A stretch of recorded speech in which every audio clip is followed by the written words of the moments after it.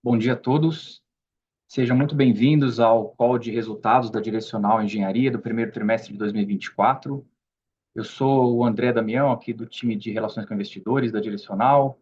Estão aqui comigo o Ricardo Ribeiro, CEO, o nosso CFO, Paulo Souza, e diretor de Relações com Investidores também. Essa apresentação é destinada a investidores e a analistas. Ela vai ser conduzida da mesma maneira como a gente já vem fazendo há algum tempo. A gente vai passar pelos principais destaques do trimestre, depois a gente vai abrir para perguntas e respostas. Eu peço para que quem queira fazer perguntas utilize as ferramentas ali de levantar a mão aqui no Zoom. A gente vai moderar do lado de cá, por ordem.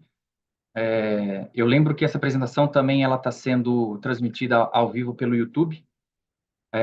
E a apresentação em si que a gente vai transmitir agora também está disponível no nosso site de RI para quem ainda não tem.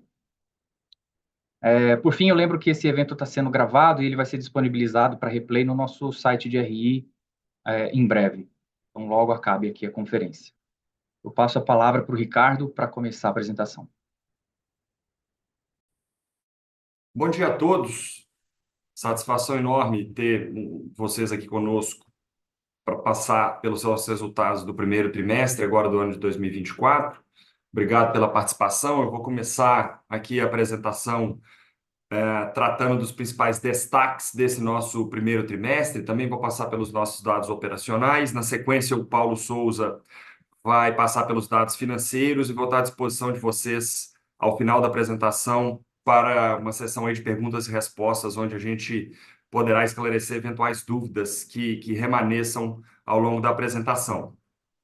Bom, pessoal, começando aí pela página 3, onde nós tratamos dos principais destaques do nosso trimestre, acho importante dizer que, na nossa visão, esse foi, assim, de longe o melhor trimestre em termos de resultados da empresa. Nós entregamos um lucro líquido aí de 150 milhões de reais, foi um crescimento de 156% quando comparado ao lucro líquido do primeiro trimestre do ano passado. Nossa margem líquida atingiu 22,4%, tendo saído de 10,5% no primeiro trimestre de 2023. O lucro líquido operacional, tratando aqui, né, deixando claro para vocês que o operacional, a gente tem uma diferença em relação ao lucro líquido contábil, em função de termos vendido 2 SPS nesse trimestre, com um resultado de 19 milhões de reais. E, além disso, nós temos um swap de ações da Direcional, onde nós estamos expostos ao aumento do preço da ação, né, versus CDI. Pelo fato das nossas ações terem se valorizado nesse trimestre, a gente também teve um ganho de aproximadamente 11 milhões de reais. Então, quando nós excluímos esses dois efeitos de vendas de SPS e os do swap de ações, nós tivemos um lucro líquido operacional de 120 milhões de reais. Foi uma margem líquida de 18%, também a maior margem líquida dos últimos anos aqui da empresa. E quando nós analisamos o lucro líquido operacional, nós tivemos um crescimento de mais de 20% em relação ao quarto trimestre, ou seja, 3 meses atrás, tá, da empresa. Então, foi um crescimento de 20% no lucro líquido operacional de um trimestre para o outro. Além disso, nós entregamos nesse primeiro trimestre margem bruta com continuidade de crescimento. Nossa margem bruta atingiu 37,4%, também um dos maiores patamares de margem bruta da história da empresa. E mais importante, além de termos conseguido entregar um crescimento de margem bruta, nós entregamos um crescimento de margem REF, da margem, né, dos nossos resultados de exercícios futuros.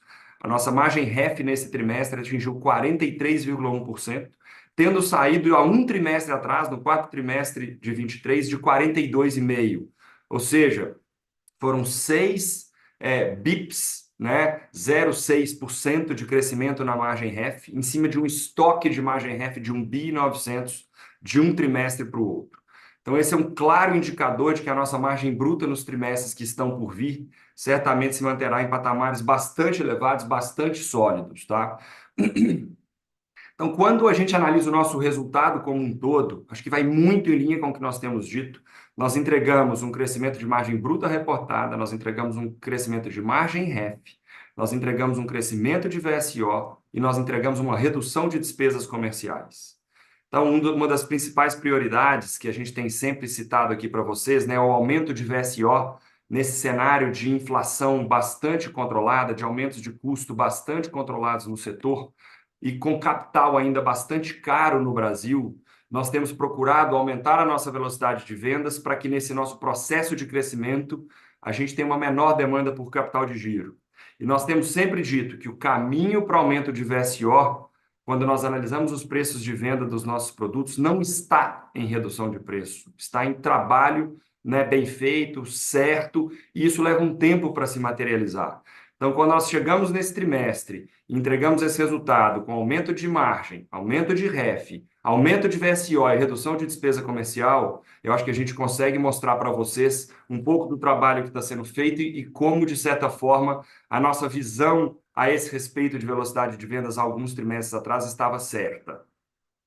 Importante destacar ainda, quando nós analisamos no canto direito superior o gráficozinho azul, nós lançamos nos últimos 12 meses encerrados agora em março 5 bilhões e 100, nós vendemos 4 bilhões e 500 e nós tivemos de receita, quando nós consideramos também aquelas SPS, onde nós não consolidamos a receita, o resultado nosso naquelas SPS entra via equivalência patrimonial, a receita dessas SPS, acrescida a receita reportada na nossa DRE, nós tivemos 3 bilhões e meio de receita.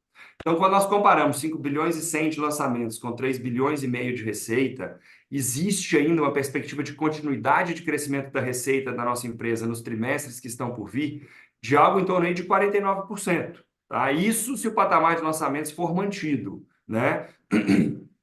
Dada a demanda que nós temos percebido pelos nossos produtos, eu acho que no cenário atual é bastante possível que isso, né, aconteça e que a gente tenha aí realmente volumes de lançamentos muito próximos aos que nós tivemos nos últimos 12 meses. Então, essa perspectiva de continuidade de crescimento de receita nos dá uma convicção que nós vamos continuar nos beneficiando aí de alavancagem operacional, onde, com essa perspectiva de margem bruta se mantendo em patamares bastante sólidos, com a diluição das nossas linhas de SG&A, despesas financeiras, e mesmo a linha de minoritários, que tende a ter uma menor representatividade como proporção da nossa receita no futuro, é bem possível que a gente continue entregando um crescimento de margem líquida. Tá? Um outro ponto que eu queria destacar aqui nesse início de apresentação, a prioridade nossa nesse momento é velocidade de vendas. É daqui que, na nossa visão, nós vamos extrair o maior valor para os nossos acionistas. Com esse incremento de velocidade de vendas que nós entregamos no primeiro trimestre, é muito possível que a demanda por capital de giro que nós tínhamos imaginado no início do ano, no final do ano passado, para 2024 seja reduzida e uma eventual redução nessa necessidade de capital de giro para entregar esse crescimento que vocês têm visto na nossa operação, naturalmente vai se traduzir em uma maior devolução de capital para o nosso acionista, dado o fato de estarmos com um patamar de alavancagem bastante saudável. Nós fechamos com uma dívida líquida em relação ao patrimônio líquido próximo aí a 60 milhões de reais, 2, 3% dívida líquida PL. Então, toda a redução de demanda por capital de giro em relação ao que nós originalmente tínhamos previsto, muito possivelmente vai se tornar, né, dividendos, deverá ser capital retornando para o nosso acionista, eventualmente num prazo inferior ao que nós havíamos imaginado, e é, né, essa nossa principal prioridade, esse é o maior esforço que nós temos implementado na empresa nesse momento. Passando agora para a página 5, pessoal, onde nós tratamos dos lançamentos do trimestre, e já deixando um pouquinho essa parte dos destaques, nós tivemos um trimestre com lançamentos crescendo 47% quando comparado ao primeiro trimestre de 2023.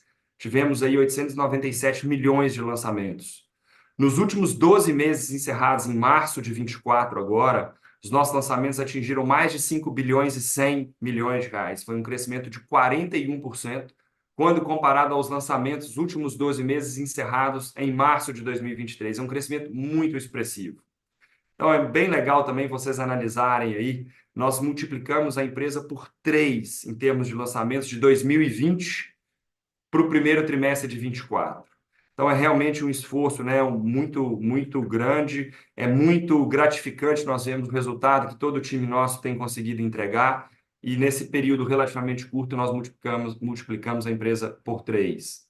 Passando para a página 6, tratando a respeito das nossas vendas, tivemos um crescimento de vendas de 63% quando nós comparamos o primeiro TRI desse ano com o primeiro TRI de 2023. vendas crescendo num ritmo superior a lançamentos, vai exatamente em linha com o que eu tratei aqui no início da apresentação, na parte relativa aos destaques do nosso trimestre. Esse foi também, de longe, o melhor trimestre da empresa em termos de vendas líquidas. Nossas vendas líquidas foram 29% superiores ao segundo melhor trimestre da nossa história, que por acaso foi o quarto trimestre do ano passado. Um outro ponto também interessante de destacar é que nós percebemos uma continuidade de demanda bastante sólida pelos nossos produtos, vendas bastante fortes no mês de abril desse ano. Tá? Então, a gente continua percebendo uma demanda importante pelos produtos que nós temos ofertado, tanto pelas marcas Direcional quanto Riva. Importante mencionar que em abril começou a entrar em operação o FGTS Futuro, que pode vir a ter um impacto bem significativo nas faixas de renda mais baixas aí da nossa população, trazendo para o nosso mercado endereçável um volume muito significativo de famílias. A gente tem visto o Minha Casa Minha Vida Cidades, onde a gente tem governos estaduais e municipais complementando o subsídio, né, do programa Minha Casa Minha Vida, também pegando tração, ganhando tração. Então, realmente, na nossa visão, a perspectiva é bastante positiva do ponto de vista de demanda, tá? Para os nossos produtos nos meses e trimestres que estão por vir. Na página 7, quando nós falamos de VSO, de novo, reforçando aqui o que tem sido uma prioridade nossa dentro da empresa, nós atingimos uma VSO de 22% nesse primeiro trimestre, também uma das maiores VSOs da nossa história aqui na empresa. Direcional e Riva, muito saudável isso aqui, com VSOs muito parecidas. Riva 22%, Direcional 21%. Então, as duas operações performando super bem. Então, de novo, essa é a prioridade nossa. A gente tem conseguido caminhar na direção do que temos efetivamente, né, sinalizado para vocês como sendo as nossas prioridades nos diferentes momentos que nós atravessamos aí do nosso país. No momento atual, a prioridade é a velocidade de vendas. E, claro, menor demanda por capital de giro significa mais capital sendo retornado para o nosso acionista, maior perspectiva de continuidade de crescimento do nosso ROE. E, de novo, também gostaria aqui de ressaltar, para fechar a minha parte na apresentação, anualizando o resultado desse primeiro trimestre, o resultado operacional, importante dizer, que vamos dizer, é o nosso resultado excluindo efeitos aí não recorrentes no nosso lucro. Então, um resultado de 120 milhões de reais de lucro líquido, nós entregamos um ROE anualizado de 24%. Então, realmente, né, um crescimento bastante, eu diria, resiliente, bastante sustentável, saudável, trimestre após trimestre, nós, né, nossa empresa conseguindo entregar um crescimento de ROE.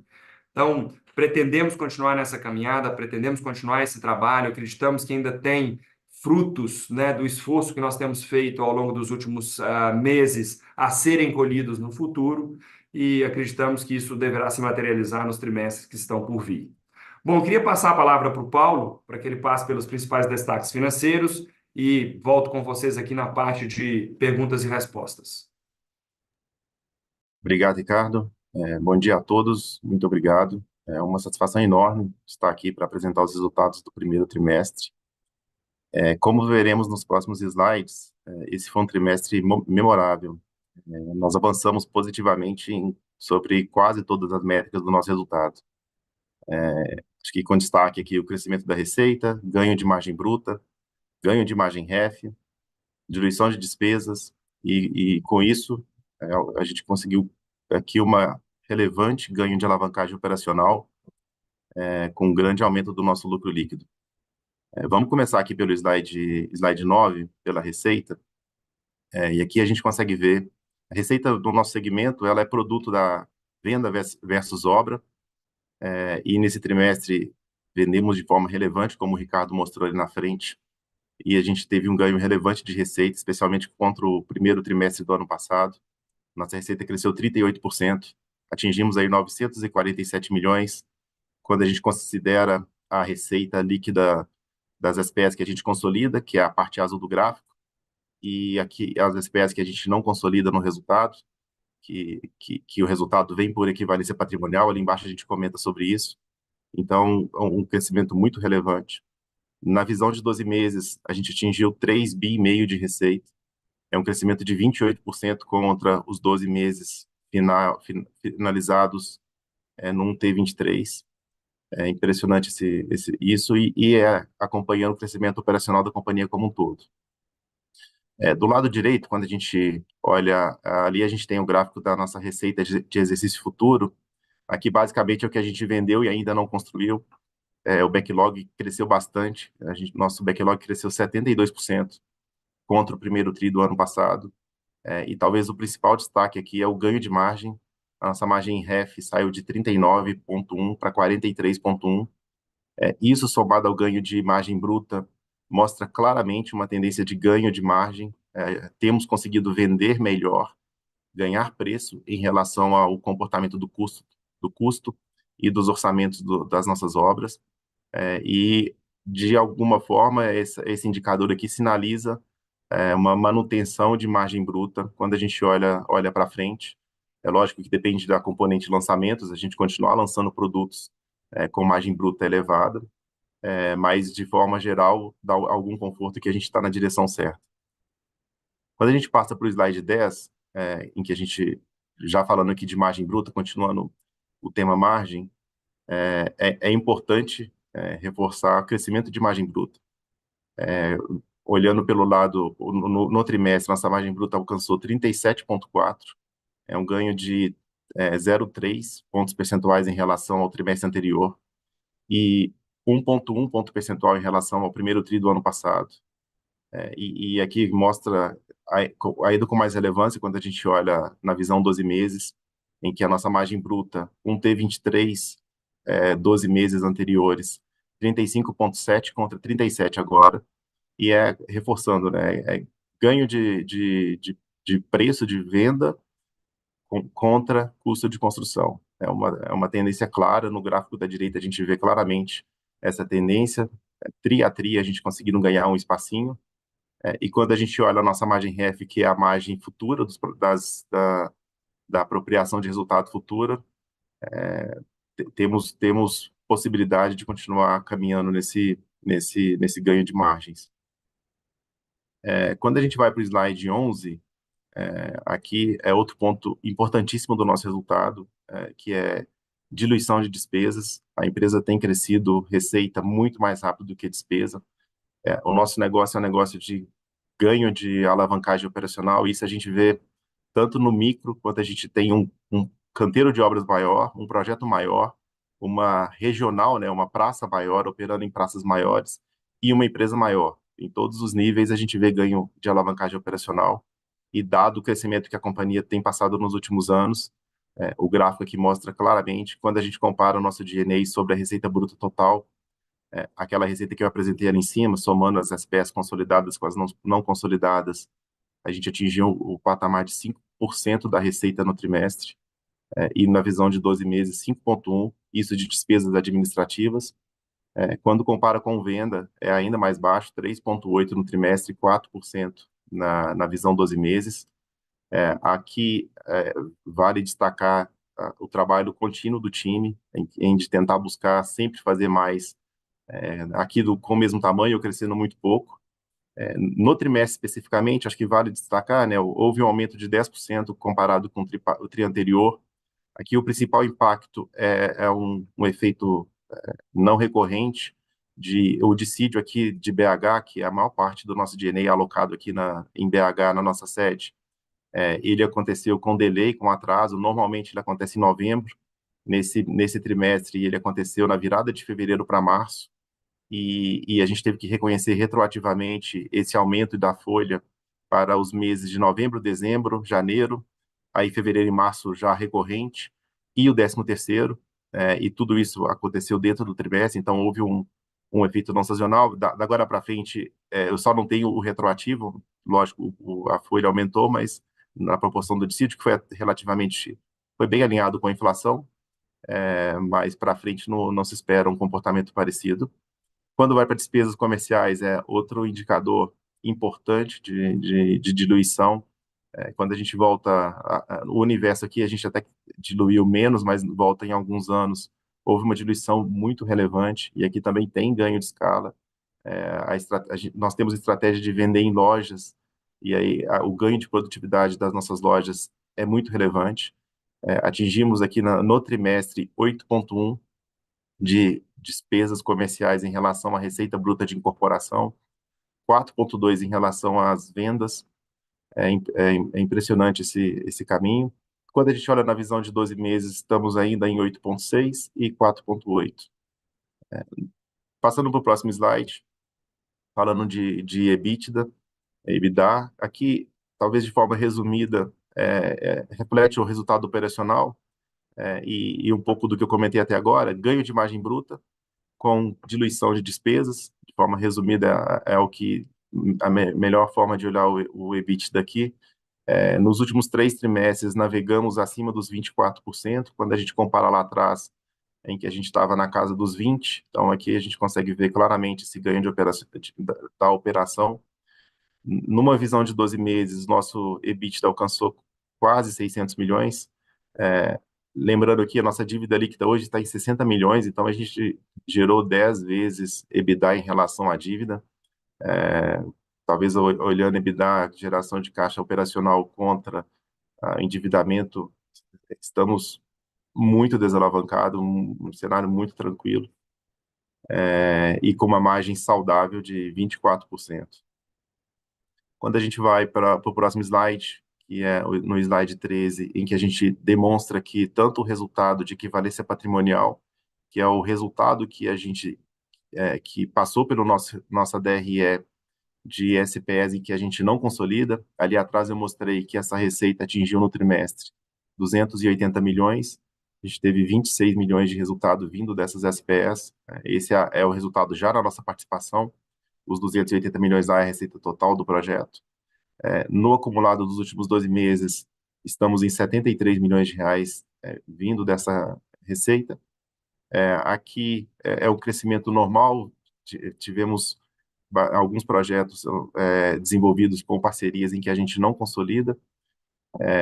E olhando do lado direito do gráfico, já as SPS em que a gente consolida o resultado, contudo temos o controle, temos toda a gestão do projeto, o controle de fato pela governança que tem nos acordos de cotistas, porém a gente paga dividendos para sócios minoritários desses projetos, e aqui a gente viu uma diluição relevante comparado com a receita.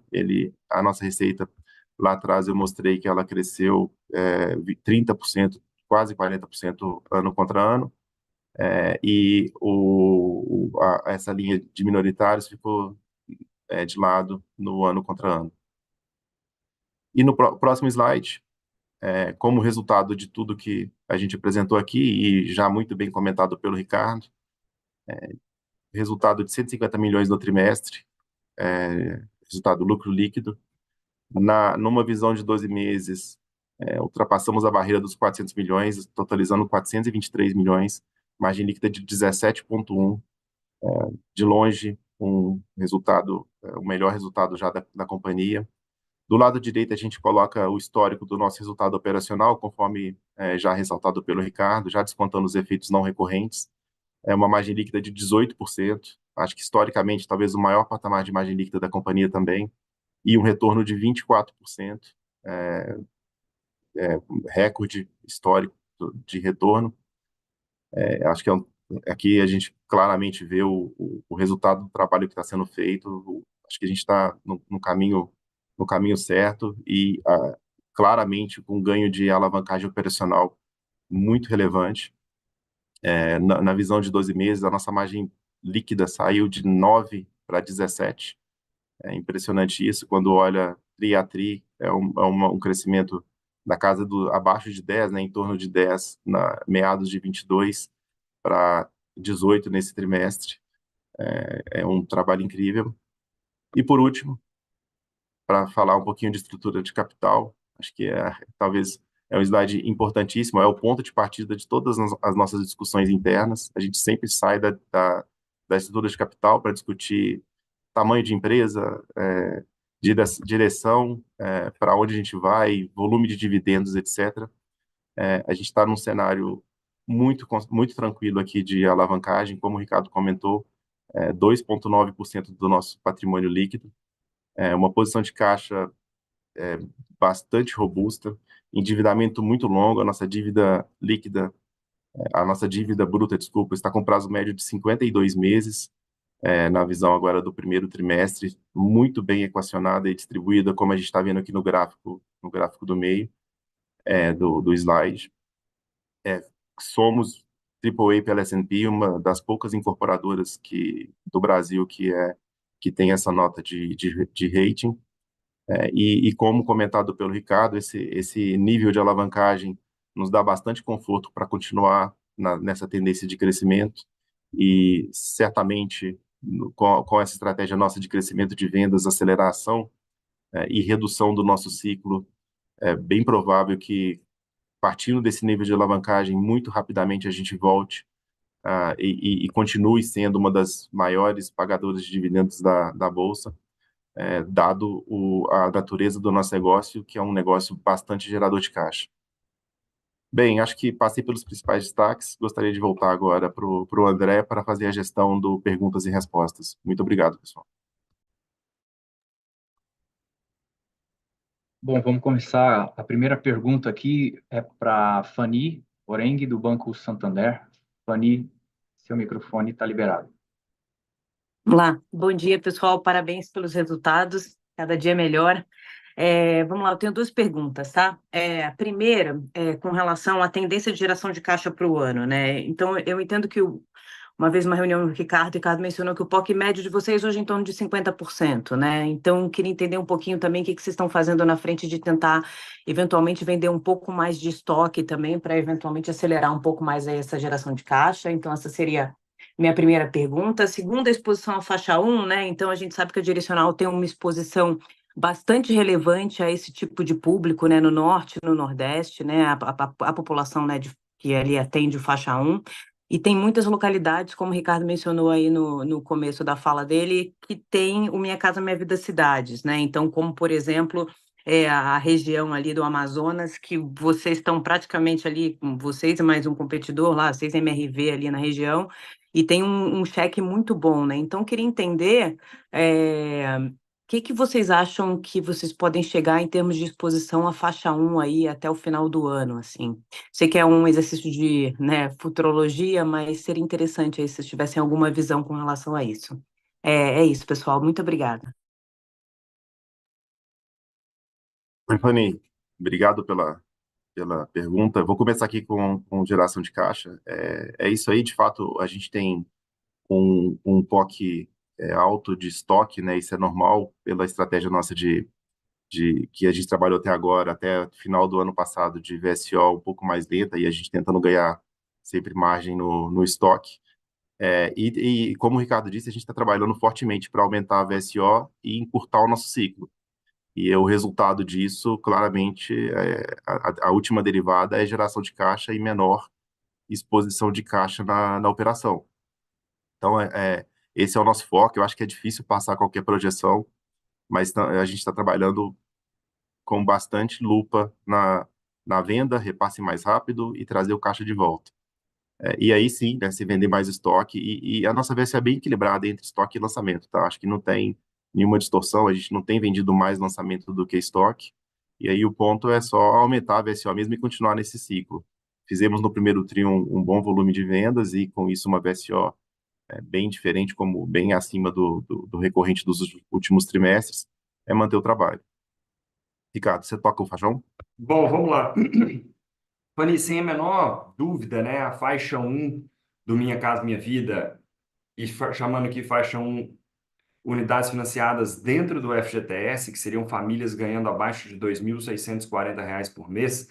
Não estou falando aqui do faixa 1 FAR, estamos falando então do faixa 1 FGTS, incorporação tradicional, onde, né, o nosso comprador tem uma renda abaixo dos R$ 2.640 mensais.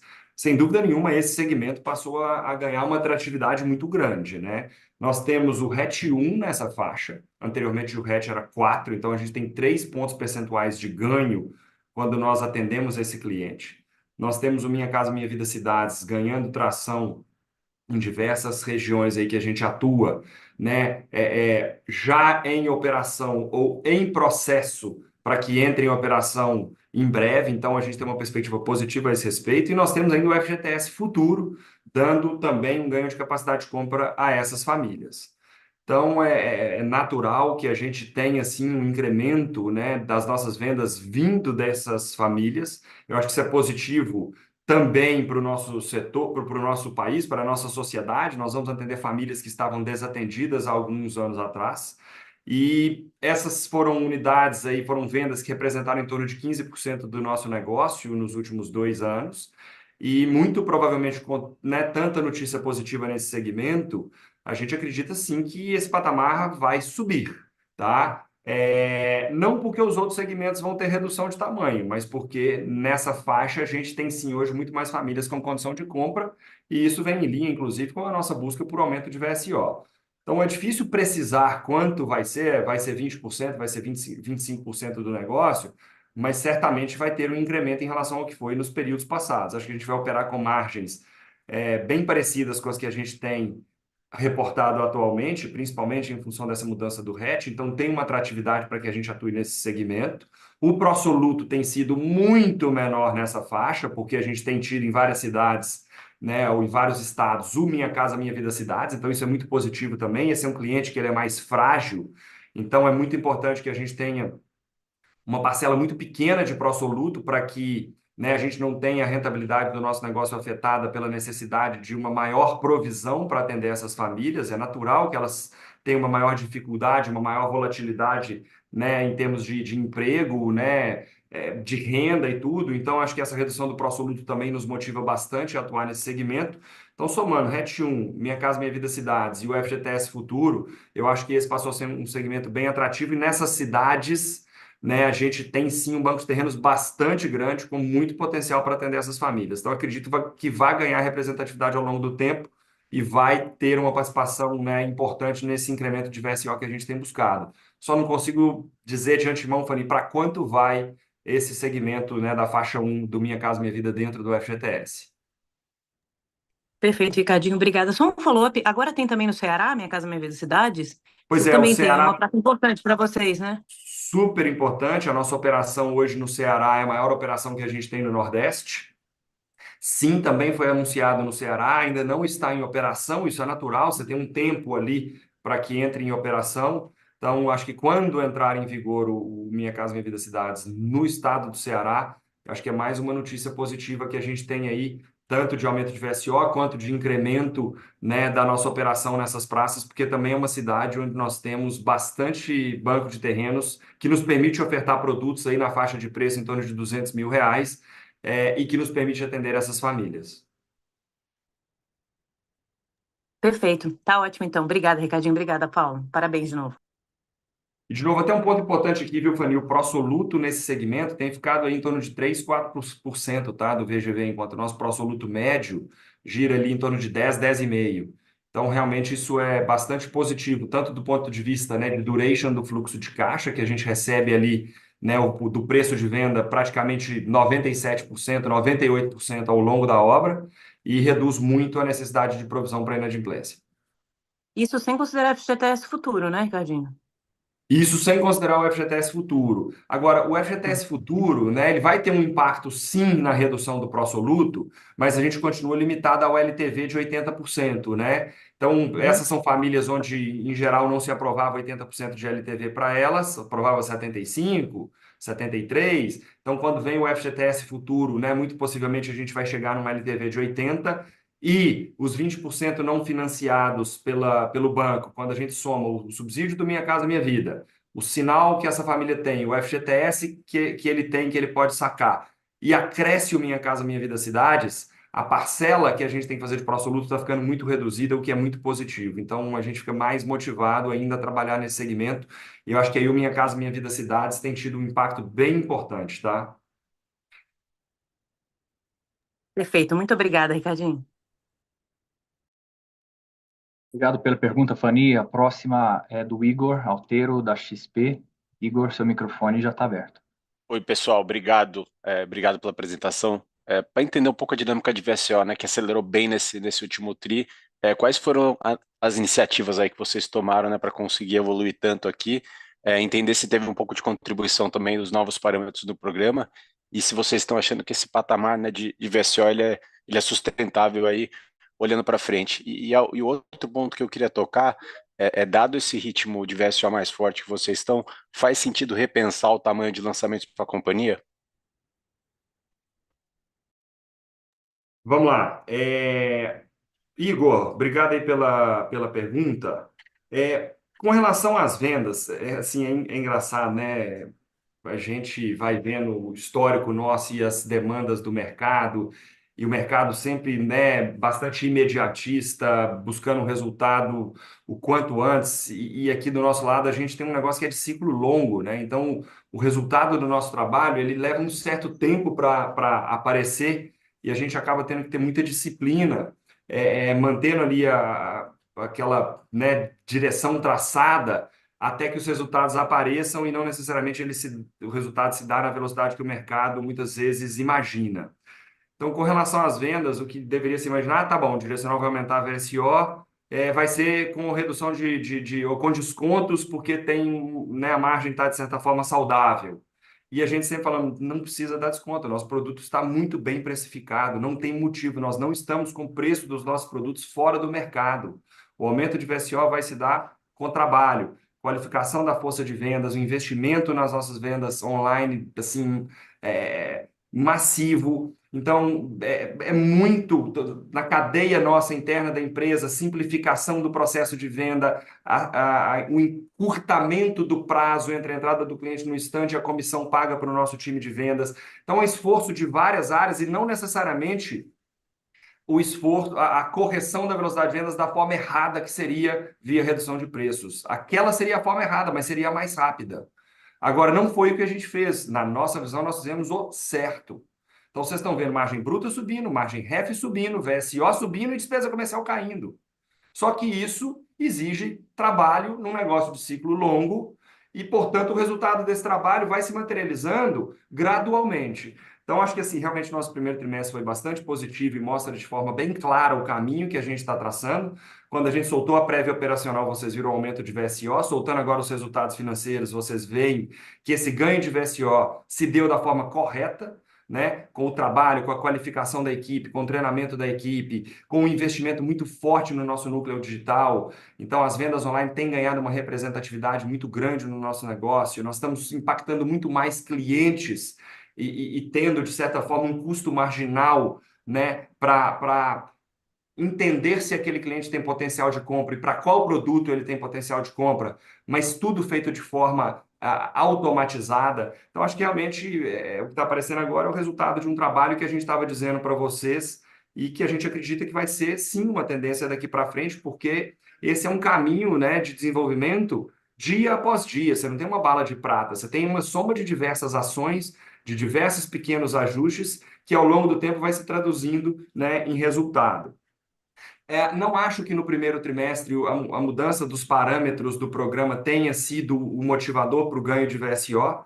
Acho que do segundo trimestre em diante, sim, porque foi quando entrou em vigor o FGTS Futuro, que ainda está na fase ali de ramp-up, mas tem ganhado representatividade aqui dentro. Eu acho que é natural que isso aconteça de forma gradual. A gente tem o Minha Casa Minha Vida Cidades ganhando tração, principalmente, né, daqui para frente. A gente tem basicamente o estado de São Paulo que sempre teve, e a gente teve no fim do ano passado entrando em operação o programa do estado de Pernambuco, que não é tão representativo para direcional. Daqui para frente a gente espera ter o Amazonas e o Ceará, que são extremamente relevantes para a gente. Então, não diria que teve nenhuma mudança em relação aos parâmetros do quarto trimestre, por exemplo, nesse primeiro TRI que justificasse o ganho de VSO. Realmente é trabalho mesmo, é isso, é um dia depois do outro e muito esforço sendo implementado nessa direção de ganho de VSO por toda a empresa, todas as áreas da empresa.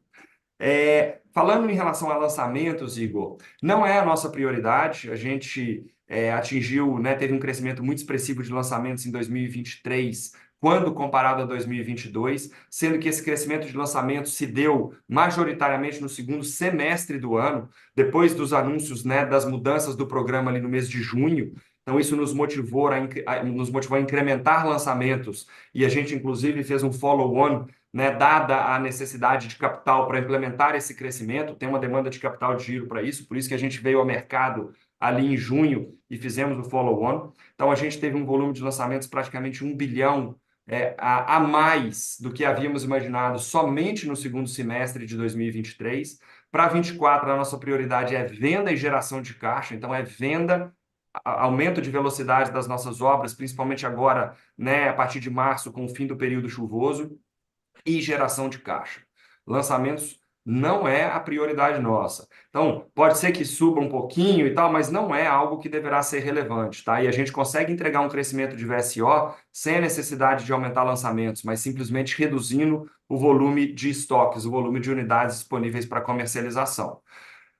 Um outro ponto que eu acho que é importante aqui é o seguinte, né? O nosso primeiro trimestre, nós tivemos um crescimento importante de lançamentos quando comparado ao primeiro tri do ano anterior, mas quando nós analisamos a perspectiva para o ano, é bem provável que a gente tenha um volume de lançamentos no segundo, terceiro e quarto trimestres significativamente superior ao primeiro tri. O primeiro tri, sazonalmente, ele é um trimestre mais fraco de lançamentos, pelo menos aqui para a gente, né? A gente tem férias, a gente tem carnaval, os lançamentos acabam se concentrando em março, e mesmo com lançamento concentrados em março, a gente teve um crescimento relevante de VSO, e março é o último mês do trimestre, então a gente acaba tendo um período menor para venda, né, desses lançamentos realizados em março.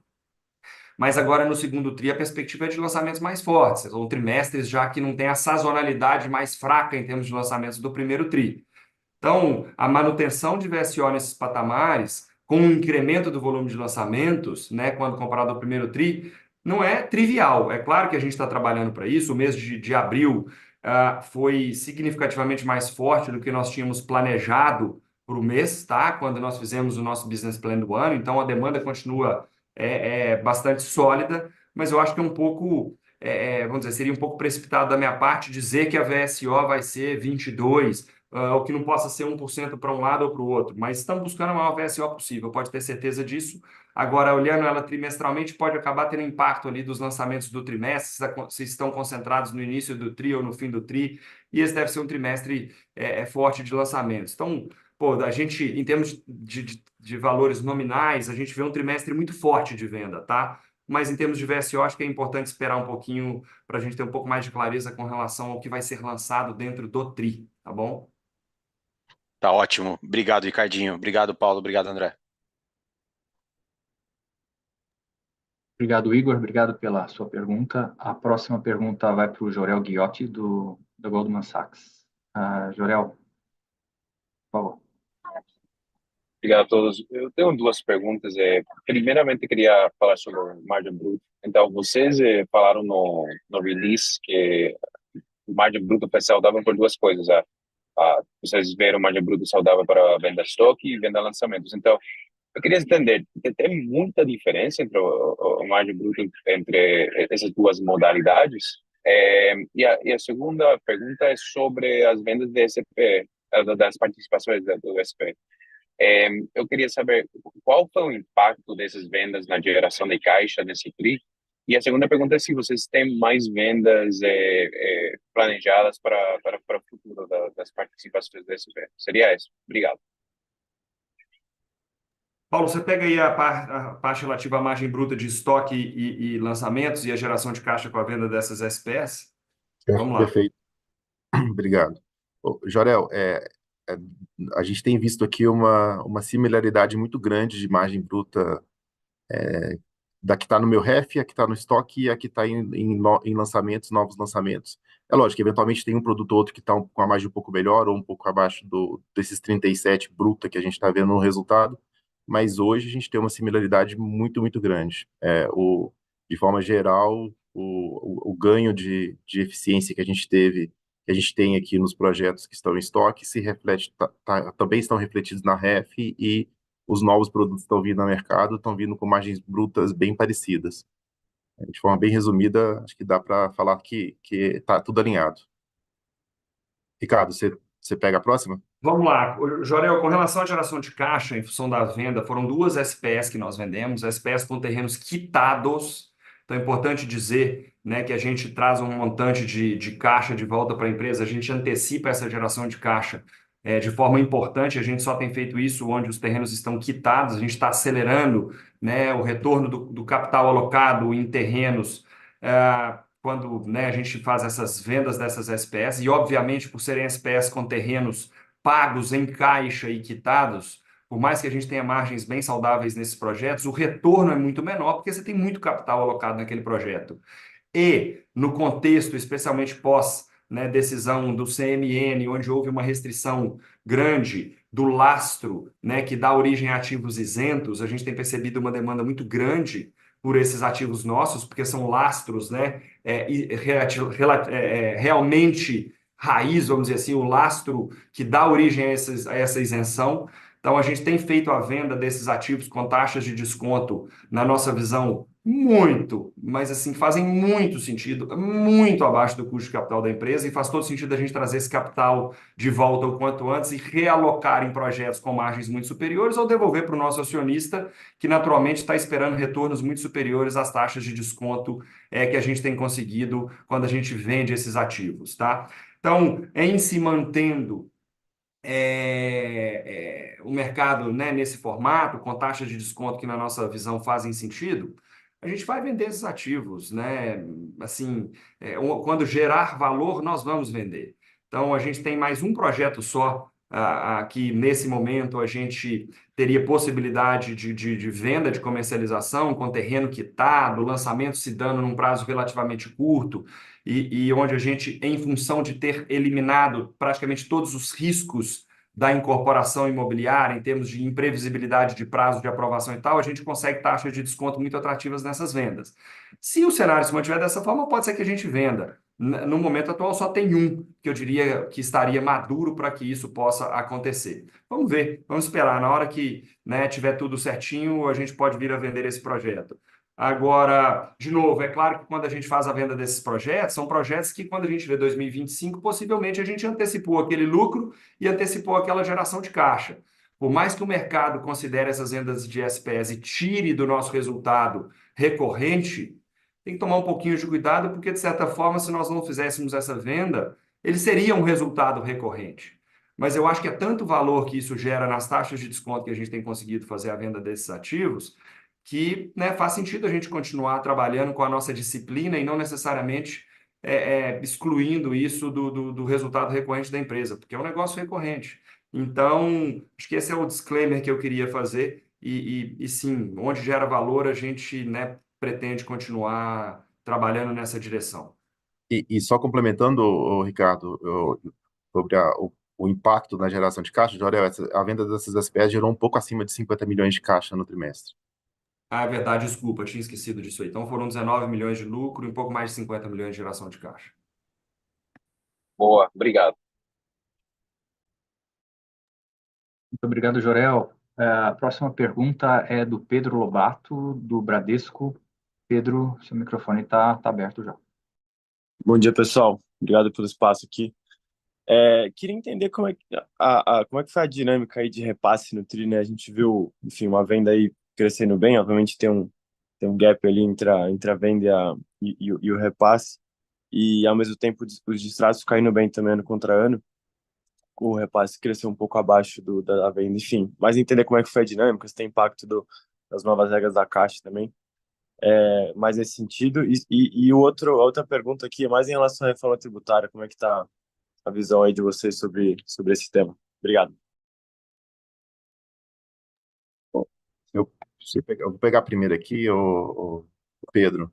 É natural no nosso negócio haver um descasamento entre vendas e repasse. Normalmente a venda vai na frente, o repasse acontece um pouco depois.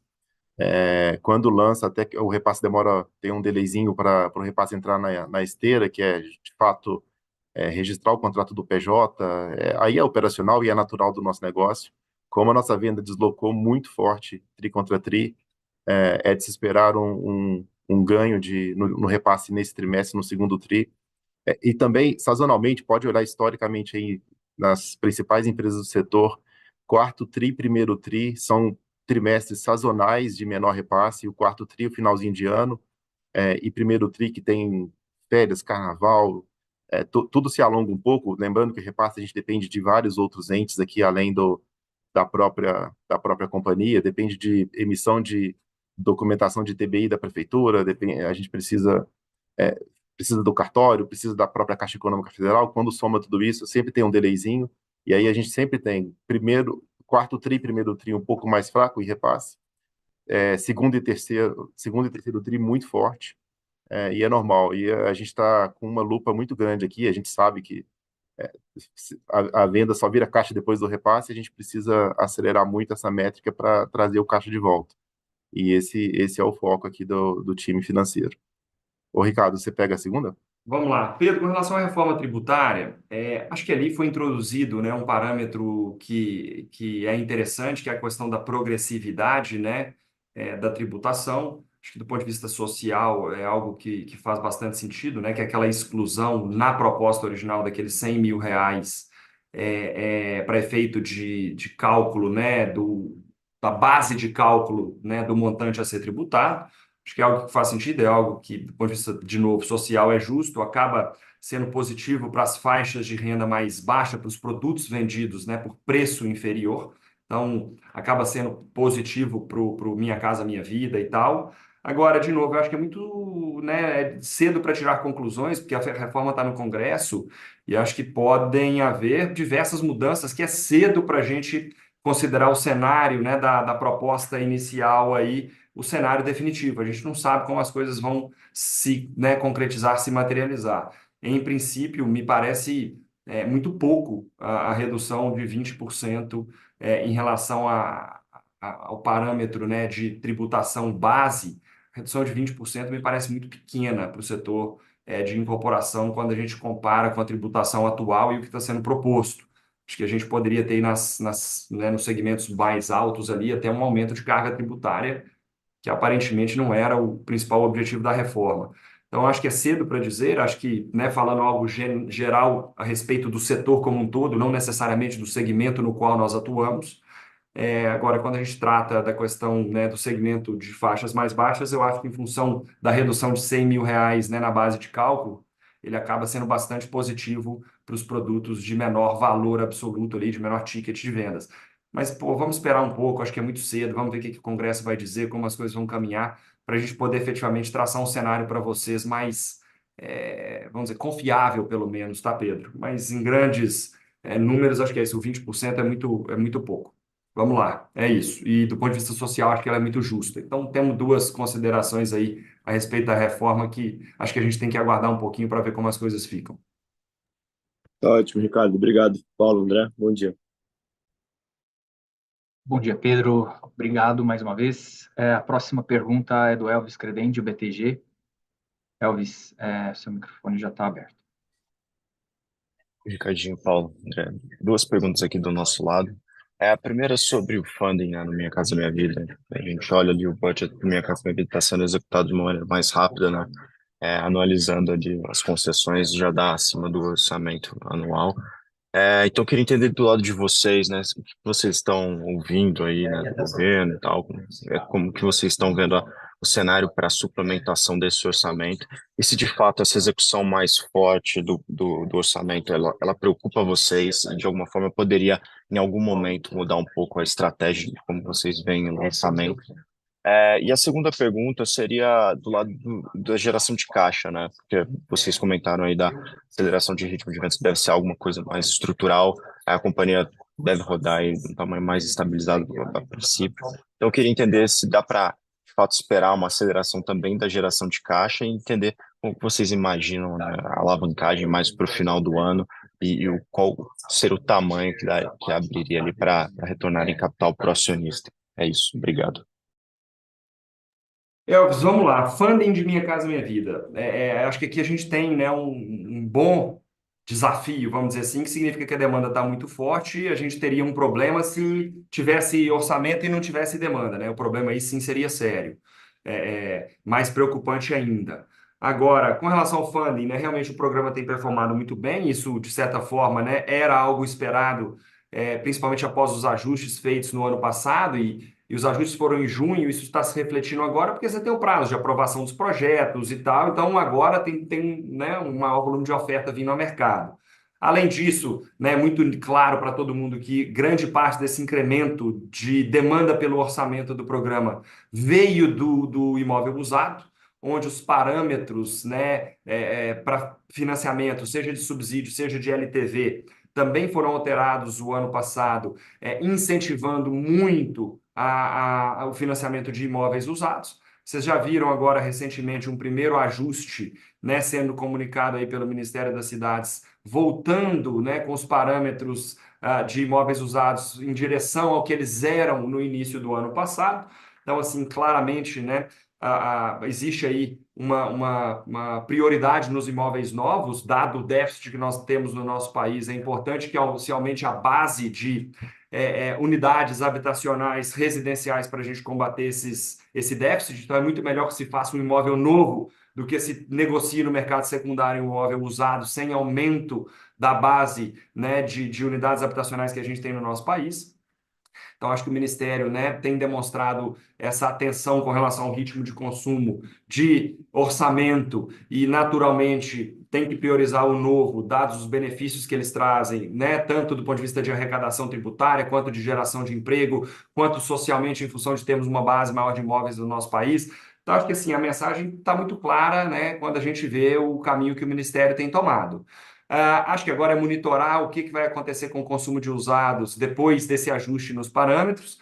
E acredito que, né, o Ministério tem olhado com muita cautela isso aí para que o programa opere normalmente, né, ao longo do ano de 24. Não gostaríamos que tivesse nenhum tipo de soluço, igual já tivemos no passado, né, com o orçamento sendo integralmente consumido ali no mês de novembro, mês de outubro, novembro. Tomara que, né, não seja esse o cenário. Acho que o Ministério tem demonstrado uma preocupação muito grande a esse respeito.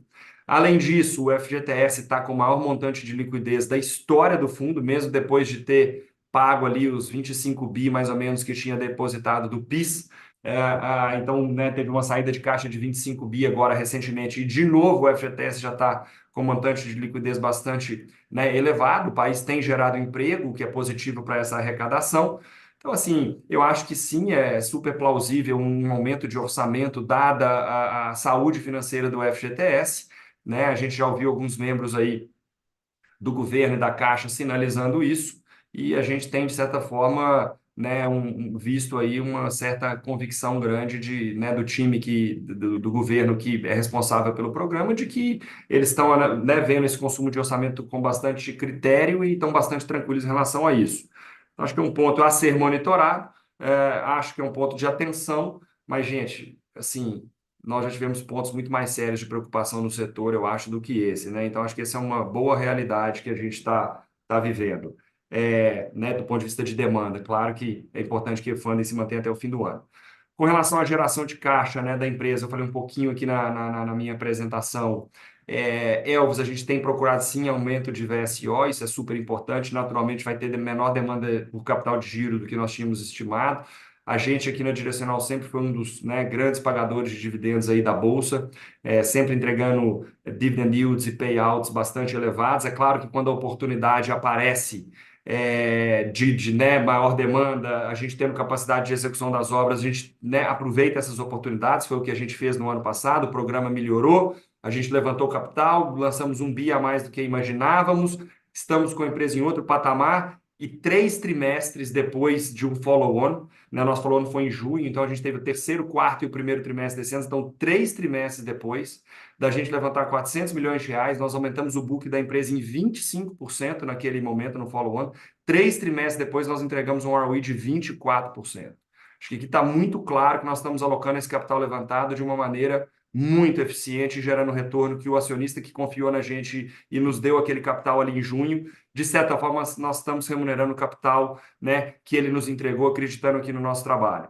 Acho que tem possibilidade, né, de continuidade de ganho de ROE aqui no nosso negócio, quando a gente vê a nossa operação, e pode ter certeza que não vai ficar capital parado aqui na empresa, não. O capital nosso vai ser do tamanho necessário para a nossa operação, e qualquer capital excedente ou que não seja necessário, né, para que a gente entregue esse processo de crescimento, vai devolver para o nosso acionista. Então, é uma prioridade nossa, talvez a maior delas hoje, e a VSO vai, né, justamente como um desses vamos dizer, dessas alavancas que nós temos para menor demanda por capital de giro e maior retorno de capital para o nosso acionista. Assim como, né, pergunta que nós já tivemos aqui, a venda de SPS também vai nessa direção. Então, pode ter certeza que essa é uma prioridade. Eu acho que no nosso histórico, vocês nunca viram a gente deixando capital não utilizado aqui no nosso balanço. Então, é bem possível que vocês, né, vejam isso acontecer, caso o cenário se mantenha como a gente vê ele hoje, né, que vocês vejam realmente isso acontecer ao longo dos próximos trimestres. Tá ótimo, Ricardinho. Ficou bem claro. Obrigado e bom dia. Bom dia, Elvis. Muito obrigado. Lembrando que quem quiser fazer perguntas, é só utilizar a ferramenta ali de levantar as mãos. Próxima pergunta vai para o Rafael Reder, do Banco Safra. Rafael, acho que o Rafael acabou de cair aqui. Então vamos para a próxima pergunta da Aline Caldeira, do BofA. Aline, você. Na volta eu venho com o Rafael. Oi, pessoal, bom dia, obrigada pela oportunidade de fazer pergunta. Eu queria voltar um pouquinho no ponto da FSO, assim, ficou super claro que foi uma série de medidas que vocês tomaram dentro da companhia para ajudar a impulsionar essa FSO, mas eu queria entender um pouco mais específico da Riva, porque foi o segmento que a gente viu o maior incremento de VSO. Vocês tomaram alguma estratégia diferente dentro da Riva que ajude a explicar a velocidade dessa aceleração? E vocês acham que parcerias como a da Lúcio, por exemplo, tiveram um papel nessa VSO maior? Ou não necessariamente. E aí a minha outra dúvida, ela é um pouquinho mais específica, mas eu queria ouvir se vocês viram algum impacto na geração de caixa nesse TRI por conta da mudança da dinâmica de repasse do associativo junto com a caixa. Alguns outros players até comentaram esse efeito. Aí se vocês pudessem dar uma cor também do impacto que a gente poderia ver ao longo do ano com o rollout para as praças mais relevantes também seria legal. Muito obrigada. Legal, Aline, vamos lá. As estratégias de venda, tanto para a Riva quanto direcional, têm sido exatamente as mesmas, tá? Então, não tem uma estratégia diferente de Riva, em Riva, que nos fez entregar essa VSO e tal, não. Eu diria que o produto Riva, ele é um produto que ele acaba tendo um efeito mais próximo, né, do que você vê nas empresas aí de médio padrão, onde a velocidade de vendas no lançamento, em geral, é bem superior à velocidade de vendas depois do lançamento. E se você observar, nesse trimestre, nós lançamos mais produtos Riva do que direcional. Então, é natural que, como as vendas de Riva, elas no lançamento em geral são muito fortes por essa característica de produtos de médio e alto padrão, que é diferente, pelo menos aqui para a gente, do produto Minha Casa Minha Vida, que tem uma velocidade de vendas mais constante ao longo de toda a vida do projeto, sem grandes impactos de maior VSO no momento do lançamento e menor no futuro. Como nós lançamos mais em Riva nesse TRI, é natural que você tenha uma representatividade maior das vendas de Riva e também uma VSO maior fruto desse maior volume de lançamentos, tá? Mas em termos de estratégia, né, as estratégias são muito parecidas. É claro que o que a gente vai fazer de publicidade online para atingir um cliente Riva é diferente de um cliente direcional pelo perfil daquela família, mas a estratégia é basicamente a mesma. Sim, nesse primeiro trimestre a gente teve um lançamento em parceria com a Lúcio, aqui perto da Avenida Paulista, que foi um grande sucesso. Então, né, foram 3 lançamentos Riva muito relevantes nesse trimestre, com VSOs muito altas. Um deles foi na parceria com a Lúcio, mas os outros 2 foram produtos 100% Riva e também performaram muito bem do ponto de vista de VSO. Tá? Então, não é especificamente um produto Lúcio que fez isso. Foram 3 lançamentos, dos quais um foi com a Lúcio, mas os 3 performando de forma muito positiva.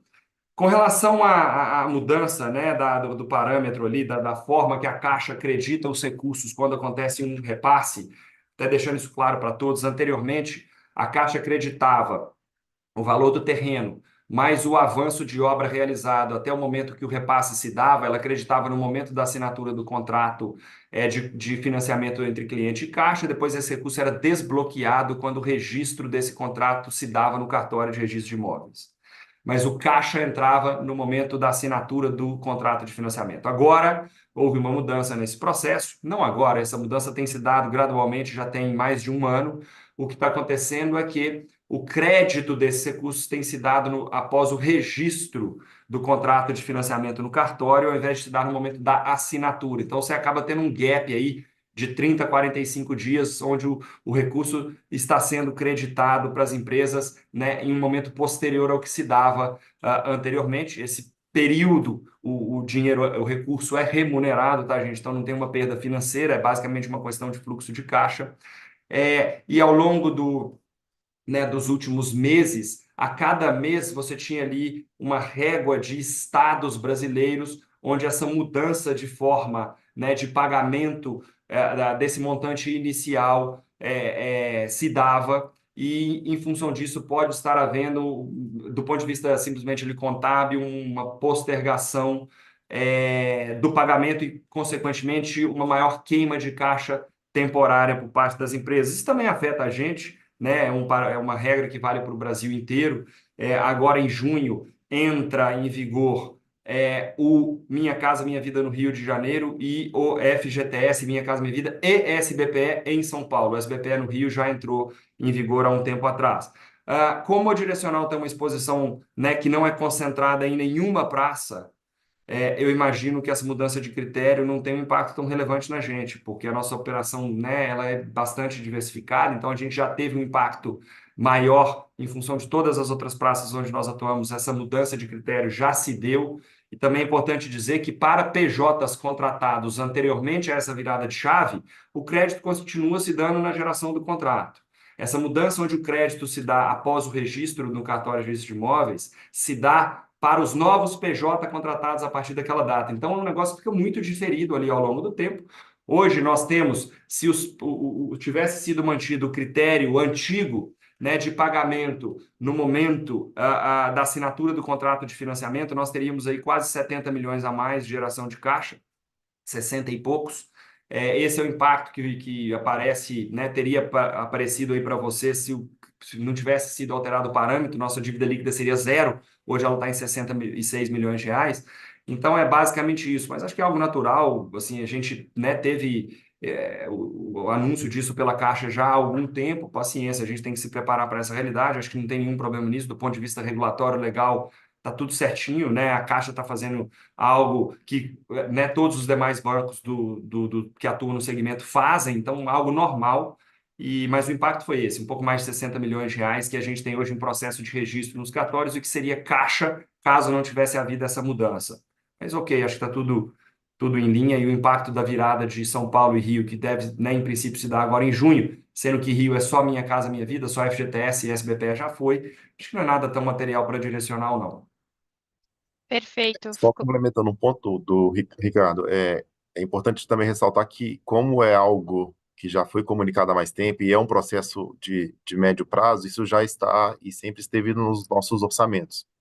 Então, é um impacto, de fato existe um impacto, mas tá na nossa conta aqui, não tem nada, nenhuma surpresa, não. Vamos em frente. Perfeito. Obrigada, Paulo Ricardo. Obrigado, Aline. A próxima pergunta agora sim vai para o Rafael, que voltou aqui. Rafael, seu microfone está liberado. Rafael do Banco Safra. Bom dia, pessoal. Obrigado pelo espaço. Eu tenho duas perguntas aqui do meu lado também. A primeira, eu queria ver com vocês se vocês podiam passar um update de como está a dinâmica de preço dos principais insumos, que a gente tem ouvido mais das incorporadoras aqui em São Paulo, né, mas alguns insumos elas já estão sentindo pressão de aumento de preço na ponta. Queria ver como estava para vocês isso nas diferentes praças. E a segunda, queria perguntar em relação à margem bruta, se vocês ainda enxergam a margem convergindo lá para aquele patamar que vocês iam falando para o mercado de 34%, 35%, porque a gente vê um ambiente inflacionário ainda estável, margem ref de vocês, patamar ainda muito alto, e vocês falando também de aquisição de terrenos, vocês têm feito aquisição até abaixo, né, do preço médio que vocês iam fazendo nos últimos períodos, e queria entender como que está a dinâmica de vocês, como que está o pensamento de vocês em relação a isso. Obrigado. Vamos lá, Rafael.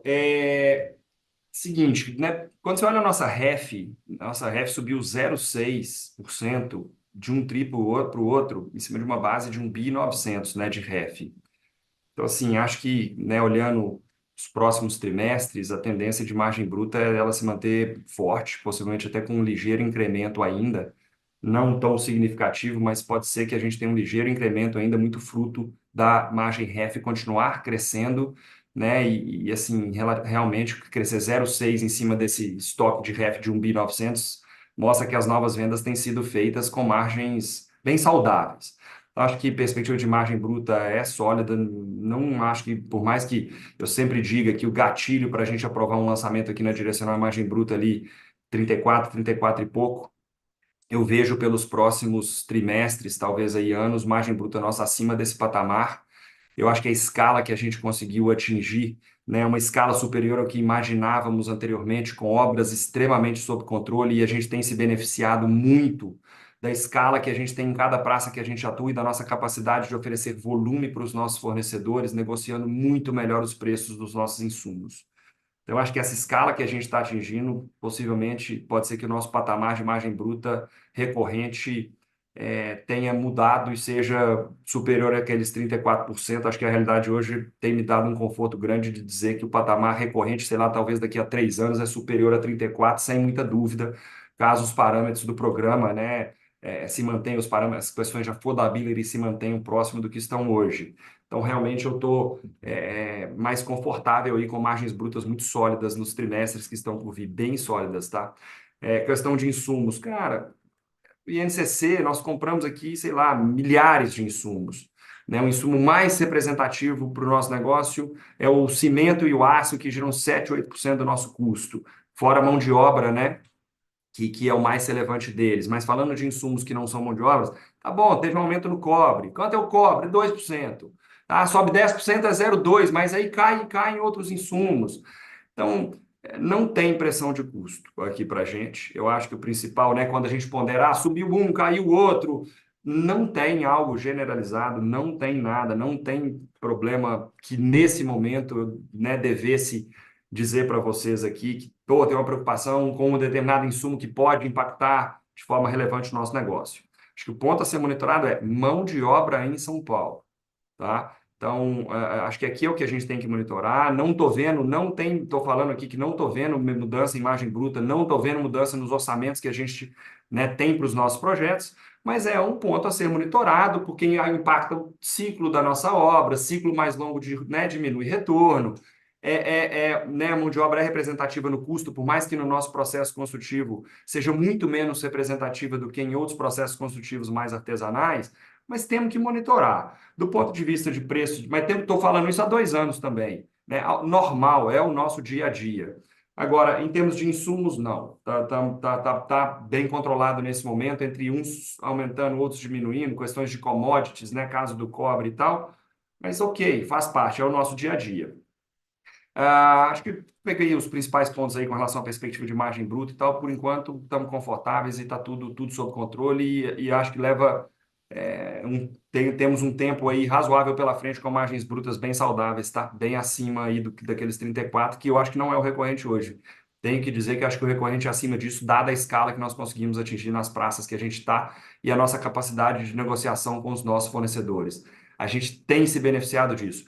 E vocês também têm visto despesas comerciais muito controladas. A gente, por estarmos ganhando escala nessas praças, nós temos tido um benefício muito grande de redução de despesas comerciais, de redução do custo de aquisição de clientes, por estarmos ofertando um leque de produtos muito maior e estarmos tendo uma conversão, né, de prospects em clientes maior. Então, acho que assim, a escala tem se provado aqui para a gente um grande gerador de valor e queremos continuar, né, nessa linha de ganhar market share nas praças onde a gente já tem atuação, né, sem início de atuação em praças novas, porque realmente o início de atuação em praças novas tem se mostrado muito caro, né, e a gente vê ainda muita sinergia a ser capturada nas praças onde a nossa operação é um pouco mais recente.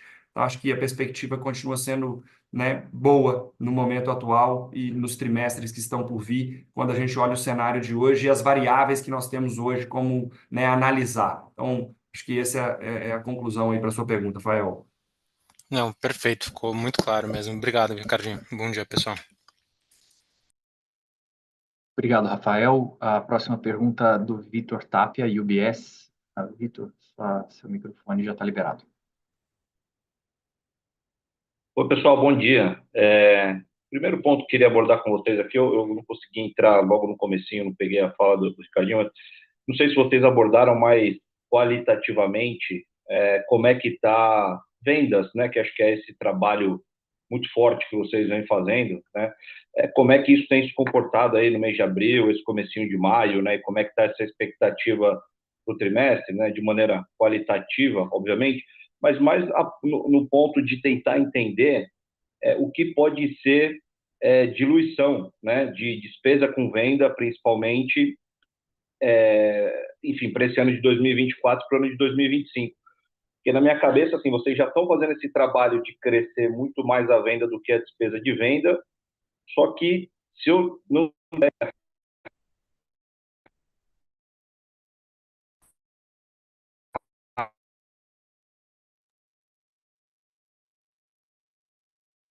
Tapia, Cortou para vocês? Tapia, cortou. Tapia, se você puder repetir, por favor, que a gente perdeu os últimos 15 Tapia, segundos. a gente pegou a parte até diluição de despesas de vendas com o incremento das vendas aí, o que poderia ser redução de despesa comercial, até aí que eu peguei. Então tá, então o segundo ponto da pergunta, estou com problemas técnicos aqui. O segundo ponto da pergunta aqui é em relação a D&A, né? E aí, nessa questão de diluição também, né? Vocês tiveram aí mesmo com esse aumento de dissídio, né? Enfim, que foi um grande impacto aí de aumento. A gente está aqui com uma discussão de reoneração de folha também, né? Então, também tentar entender como isso aqui pode impactar, né, o D&A e essa diluição de D&A sobre a receita para esse aqui para frente. Paulo, você pega aí essa pergunta e eu complemento? Perfeito. Vamos lá. Tapia, começando aqui por vendas, a gente está num patamar já bem eficiente de despesas de vendas, quando a gente divide de vendas sobre receita. Contudo, quando a gente divide despesas de vendas sobre as vendas brutas, a gente vê que ainda tem um espaço de diluição para alcançar. E o ganho de escala no nosso negócio é muito relevante. Esse trabalho que a gente está fazendo, que o Ricardo tem dito e falou no começo da apresentação de busca de aumento de produtividade do nosso corretor, certamente nos permitirá diluir ainda mais as despesas comerciais. Então, a gente vê um cenário de sim, continuidade. Acho que é difícil precificar aqui e dar algum patamar de despesas, mas o caminho parece ser esse ainda. Outro ponto também que cabe diluição é as nossas vendas concentradas em loja. E aí, quanto maior a prateleira de estoque nosso nos entornos das lojas, maior a diluição daquela loja. Então, e a gente tem visto isso acontecer também. Acho que hoje, comparado com 12 meses atrás e olhando para frente, né, o caminho é esse, é de ter mais produtos por praça e um estoque melhor dimensionado por loja, por ponto de venda. Então, acho que a tendência é essa, é difícil precificar.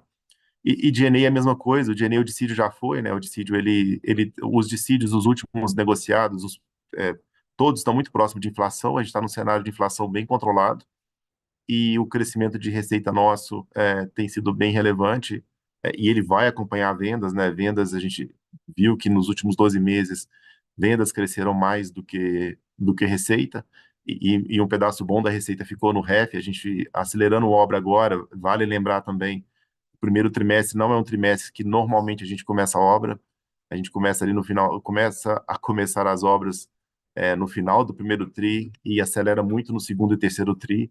Então acho que a gente vai ver, veremos, né, um crescimento de receita agora nesses 2 próximos trimestres até o final do ano, puxado por execução de obra de forma relevante. E aí sim a gente vê continuidade na diluição de despesas administrativas.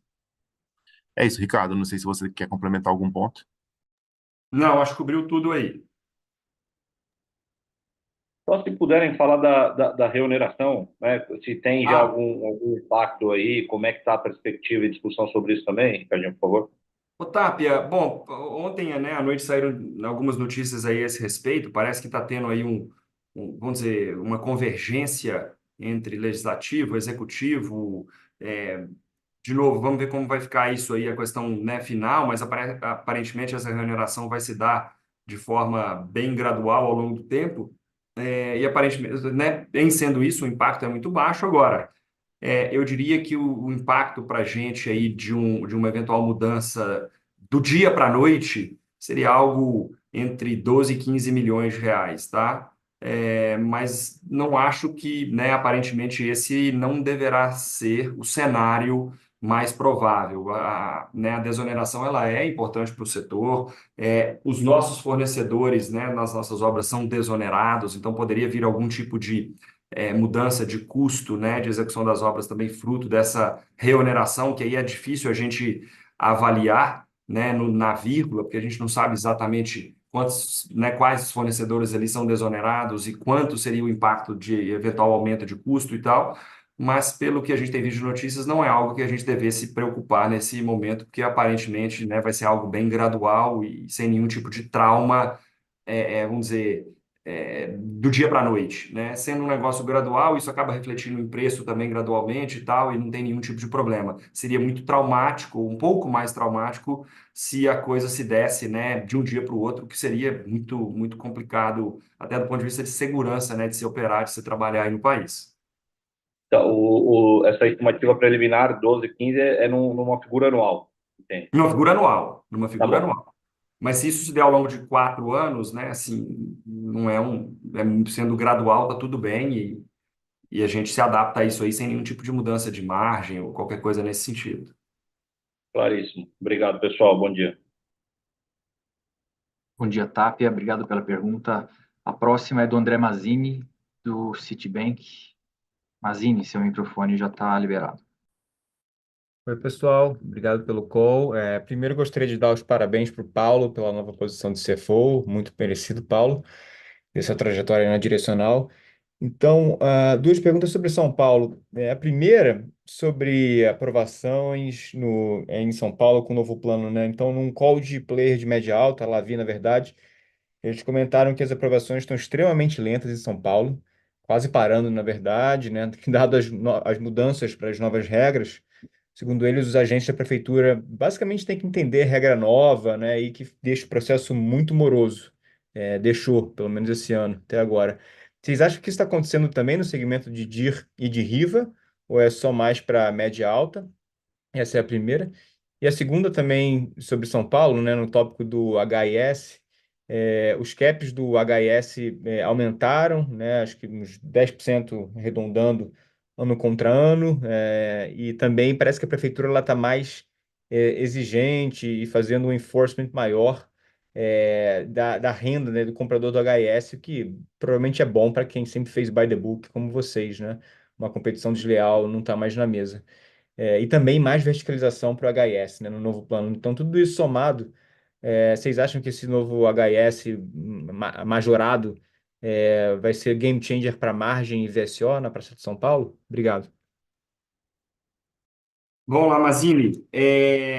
Vamos lá, eu acho que não tem, na minha visão, nada que seja, né, tem um impacto, aquele, né, a bala de prata de novo, o game changer aí nas suas palavras. Eu não acho que deve ter algo nesse sentido. Eu acho que São Paulo é um mercado muito concorrido, muito competitivo, e qualquer benefício que né, advém aí de uma mudança no plano diretor e tal, isso aí acaba se ajustando e vira benefício para o comprador final. É um mercado muito, né, quase que muito próximo aí à prática da teoria econômica, vamos dizer assim. Então, eu não acho que vai ter ganho, né, não devemos considerar aí ganho de margem ou de retorno em relação ao que a gente tem hoje. Acho que o mercado está operando muito bem, acho que está tudo, né? As margens estão saudáveis, a demanda está saudável, o mercado de São Paulo está muito equilibrado e essas mudanças certamente vão se traduzir em benefícios para o consumidor final, sem que isso seja, na minha visão, capturado pelas empresas, fruto do volume de oferta e de concorrência que a gente tem aqui na cidade.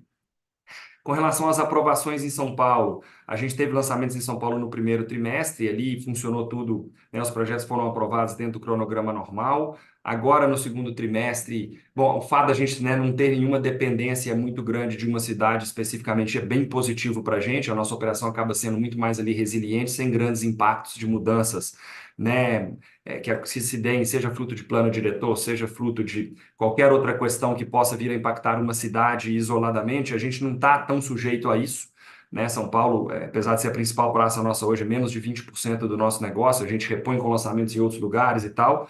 Não temos notado um problema que eu possa dizer aqui agora, nesse momento, que está seríssimo, ou que a gente tenha percebido algo, né, muito significativo, mas também, por outro lado, nesse segundo trimestre, a gente não tem nenhum lançamento atrasado, mas também não era para termos tido nenhum lançamento em São Paulo. Então, não dá para dizer que o nosso pipeline de lançamentos em um determinado projeto ou outro teve um impacto fruto dessa mudança do plano diretor, né, e de um eventual ajuste ali da equipe técnica para aprovar projetos dentro da nossa regra, dentro da nova regra, não. Então, acho que tem que esperar um pouquinho para que eu possa ser mais assertivo nessa resposta à sua pergunta. Talvez, né, eu não seja aqui a melhor pessoa para estar te respondendo. O que eu posso dizer não vai impactar nada o que a gente tem projetado em termos de lançamentos para o trimestre uma eventual mudança aqui em São Paulo, assim como não mudaria em qualquer outra cidade do Brasil, pelo fato de a gente estar bem distribuído aí geograficamente, sem nenhuma cidade sendo super relevante aqui no nosso dia a dia.